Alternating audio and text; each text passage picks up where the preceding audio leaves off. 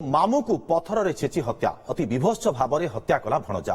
सुंदरगढ़ जिला के बलांग जो थाना रही से के बलांग थाना अधीन रे ए घटना घटी जाइछि। तेबे जहाँ सूचना रही भणजा घर को बुलवा जाइथिले मामू सेठारे कोनोसी कारण को नहीं बचसारू मामू को भणजा पथर रे छेची हत्या करिथिला। हत्याकांड पर के बलांग थाना रे आत्मसमर्पण करिछि अभियुक्त ठुरु धीवर। ताकू अटक रखी पुलिस पचरा उचरा जारी रखिछि। एने पुलिस पक्षरु कोनोसी प्रतिक्रिया मिली पारि नाही। तेबे कोनोसी कारण को नहीं बचसारू हत्याकांड होइतिबा सूचना आसुछि। के बलांग थाना रे आत्मसमर्पण करिछि अभियुक्त। मामू को पथर रे छेची हत्या ए घटना के बलांग थाना अंचल तेज अभियुक्त थाना रे आत्मसमर्पण करिछि। जहाँ खबर आसुछि वर्तमान अति विभत्स भाव में हत्या करिछि भणजा। सुंदरगढ़ जिला गौडुणीपोष गाँ पतला साही रे हत्याकांड घटिथिबा सूचना मिलुछि। तेबे कोनोसी कारण को नहीं बचसारू हत्याकांड होइथिबा जहाँ सूचना आसुछि वर्तमान पर्यंत। अधिक सूचना पाई फोन लाइन रे जोड़ैछन्ती कोइडा सहयोगी हमर सुनील पंडा। सुनील, ये जो विभत्स हत्याकांड ये घटना केमती कोन घटिथिला? देखो दुर्गा माधव ये घटना देखी जितेबाला जड़े भौणी घर को भाई जितेबाला बुलावाई जाऊँगी कौन कार्य जाऊँगी हत्यार शिकार होची। ये घटना एवं पूरा अंचल में चांचल्य सृष्टि करिछि। सबुठारु बड़ कथा होउछि जे मामू जी रही ये होउछन्ति लहुड़ीपड़ा थाना अंचल से जितेबाला बुलावा जाइथिले तांकर भौणी घर को ताकू हत्या करिसंती। तांकर जे भणजा रहिसंती से भणजा जे ठुरु जे रहिसंती ठुरु धीवर तांको हत्या करिसंती एवं पत्थर रे छेची छेची तांको हत्या करिसंती।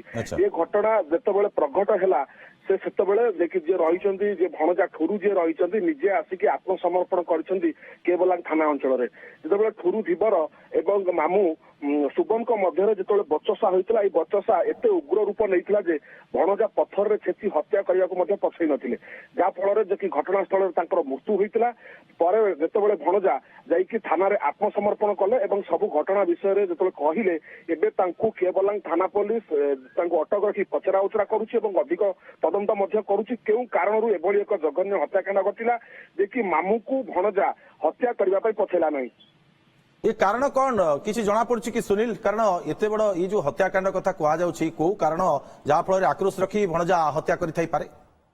देखो जदियो कारण कौन रही हत्याकांड कारण कौन रही जदियो यह सामना को आसी नहीं आम यह अनुमान करा जेहेतु भणजा और मामू भितर से जो थिबा जो पवित्र संपर्क कहीं कलुषित है कहीं भणजा हत्या करने पछेला नहीं मामू को ये घटना जो सामना को आसूची आम अनुमान कर निश्चित किसी ना किसी गोटे घटना जे कि उभय मामू भणजा मध्य जहाँ फल अधिक रु अधिक बचसा होती बचसा होगा जे कि रात्रि समय जे भणजा रही ठुरु धीवर जे रही मामू को जे कि पत्थर छेची छेची हत्या कर निजे आसी अभियुक्त जो थाना आत्मसमर्पण करुछंती एवं हत्याकांड विषय जो संपूर्ण घटना को थाना रे बखाणुचंती याकू नेकी मध्य संदेह करा जाई पारे। पुलिस वर्तमान घटनार तदंत जारी रखिछि। बहुत बहुत धन्यवाद सुनील आपनकर तमाम सूचना पे।